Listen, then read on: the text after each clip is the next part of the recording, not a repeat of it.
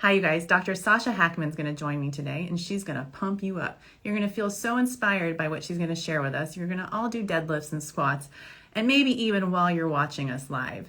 So snuggle up, grab your favorite cup of tea. Oh, here she is. And we'll start talking about expert tips to increase fertility with food and exercise. And she's going to talk all about her own personal story. She's starting a practice in Detroit, Michigan. Here she is. Hi, Sasha. That's great. Hi. Great. Oh, awesome. Awesome. Okay, cool. So tell us about yourself. All right, so I am a board certified OBGYN. I am also finishing up my subspecialty training in reproductive endocrinology and infertility, just like Dr. Aimee.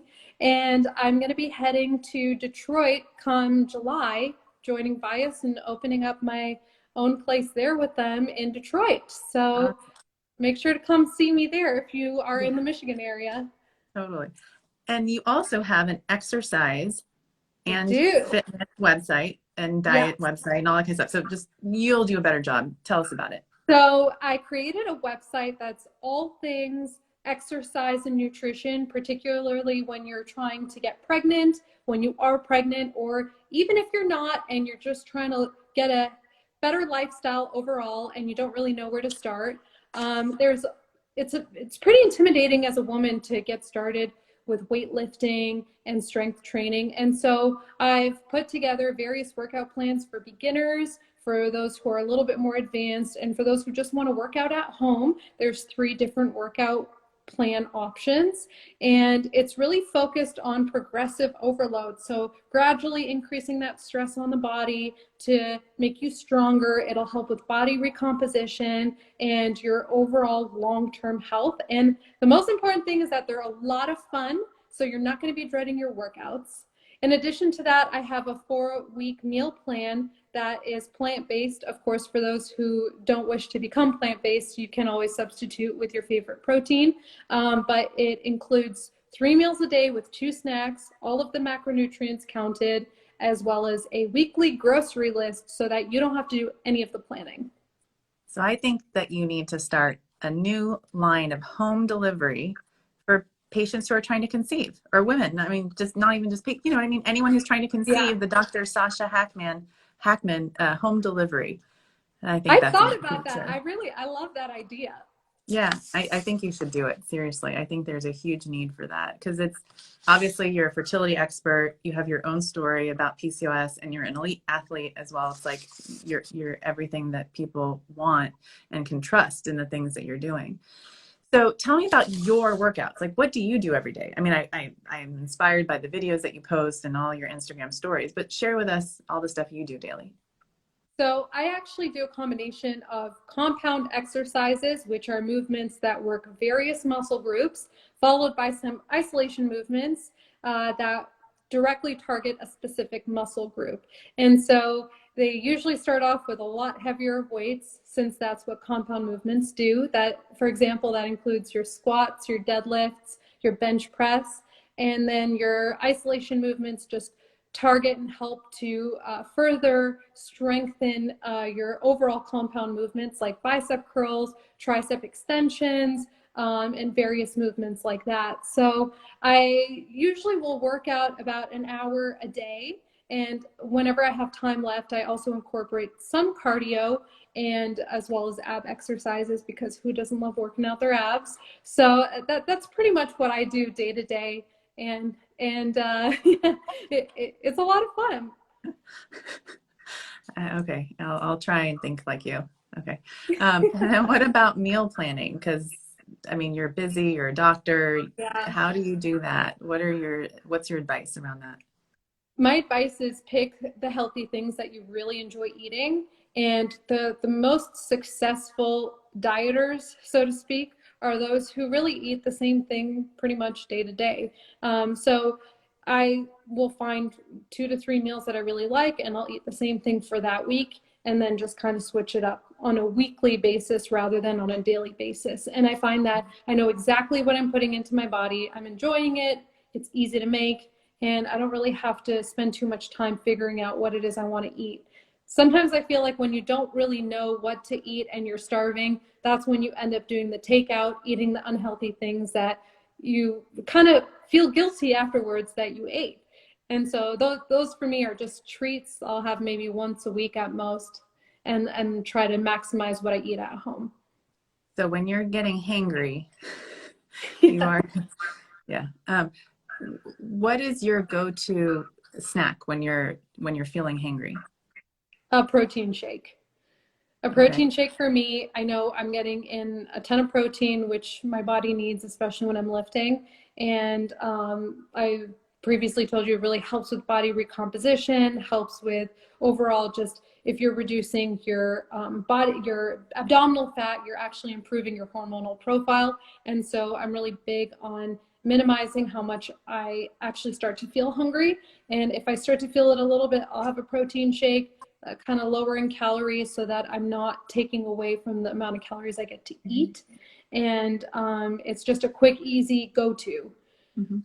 And what's your favorite brand of protein shake? My favorite currently is Live Body because each scoop has about 25 grams of protein and it's a plant-based source. Most vegan proteins I've tried in the past are really chalky and they really taste disgusting. They're hard to stomach, frankly.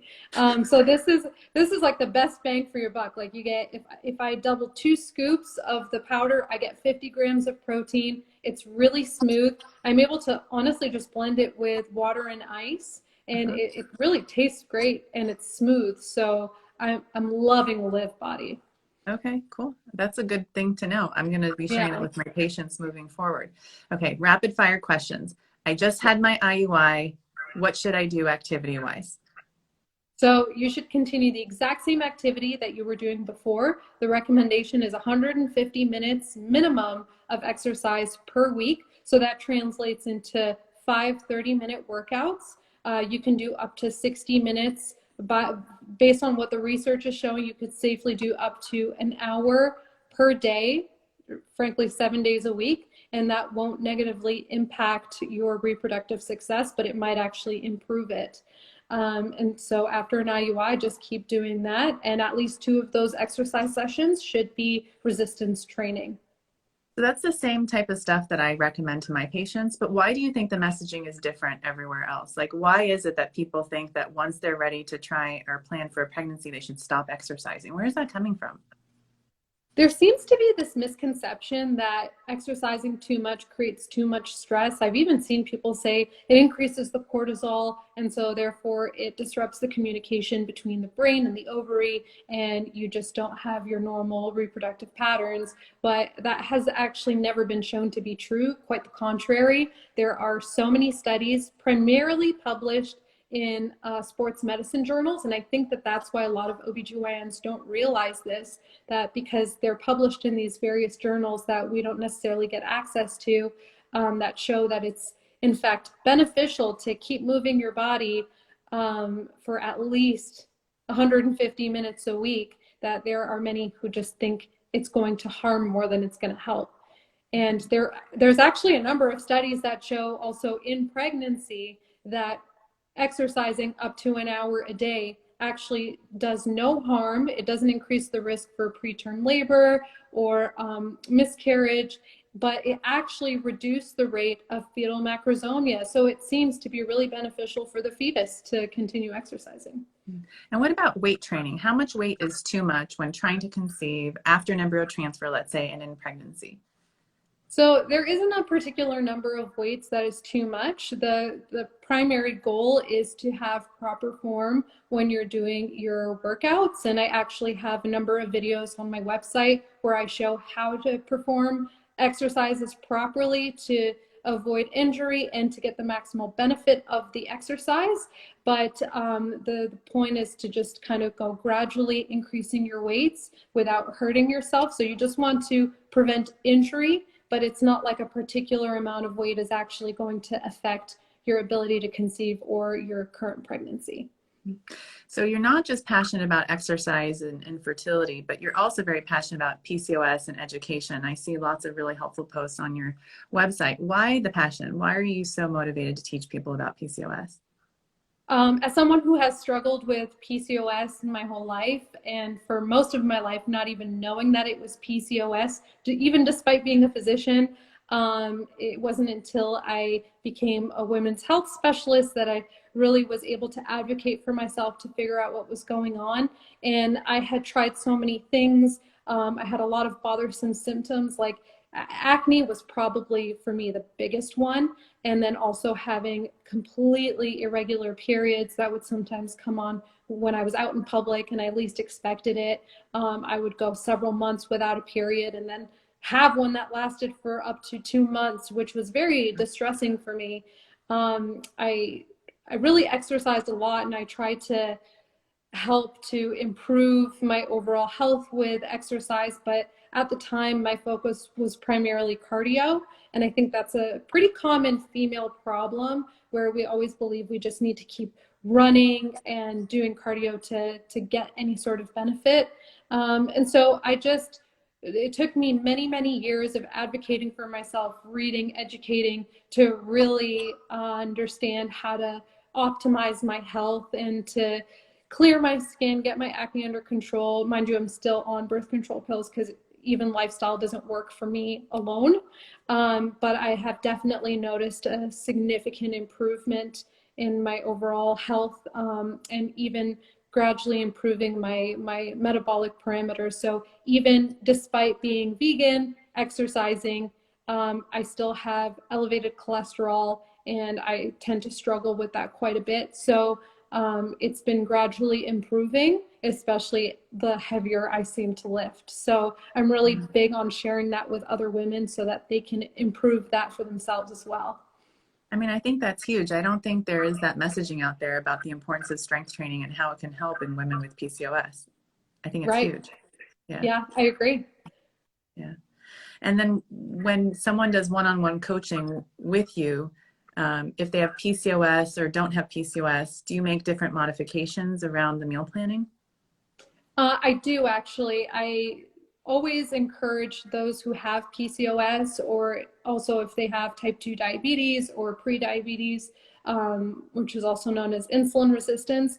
I really encourage them to focus on consuming carbs that are of a lower glycemic index. Now, there's no real evidence to show that having low glycemic index carbs actually really benefits someone who doesn't have PCOS or type 2 diabetes. But I mean, it's still pretty beneficial. Some sources, for example, would be something like oatmeal. Oatmeal is probably one of the best things you can have, and it has a low glycemic index. So these are things that I really try to harp on for those who do have PCOS or insulin resistance. That's a great tip. I love oatmeal. So thank you for coming on. I'd love to have you on again and do a live fertility Q&A where you'll answer questions from our audience. Would you come back on soon to do that with us? Absolutely, I would love to. Okay, good. So what's the one thing someone is diagnosed with, let's say I call it infertility or is having fertility issues. What's the one thing you want them to know? So the main thing I want them to know is that they did not cause their infertility. And although I do highly encourage lifestyle optimization to hopefully really maximize their reproductive success, it is not what they did that caused it. It's just certain things we can do to potentially help it. Yeah, I couldn't agree more. Well, thank you for all you're doing. You guys find her website. Can you let us know what your website name is again? Yes, it is sashahakman.com. So that's spelled SASHAHAKMAN. And if you would like to find the link for it, you can go to my Instagram at Sasha Hakman MD. And people can sign up for one-on-one coaching. What are all the offerings you have as a coach?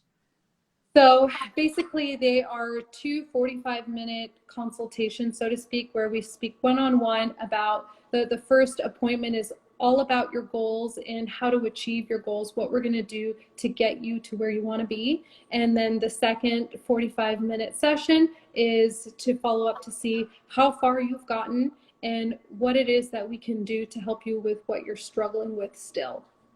Awesome. Awesome. And then what about from an exercise standpoint? Do you do one-on-one coaching with strength training and recommendations around that too? So the coaching kind of encompasses whatever it is that the person wants, whether it's exercise or nutrition or both. And then in addition to that, I offer the workout and meal plans, which are downloadable PDFs that they can purchase. I imagine some sort of group, a fertility group. I'm just putting this out there where all the patients from all over the globe can sign up with you and we'll all be in the group and you'll have like 6-week Yes. sessions. Do you know what I mean? Don't you Yeah. think? Yeah, I agree. I That's the see next that. thing. It is. No, it really is. And I'm It so is. excited that we announced it here today, you guys. Just kidding. Yay! Okay. Well, awesome. Well, I hope to have you back on. And thank you for your time on this Sunday. And I hope Thank everyone you has a so much. wonderful day. And we'll see you soon, Sasha. Thank you again. Thank you. Thank you for Thanks. having me. Of course. Bye bye. Bye.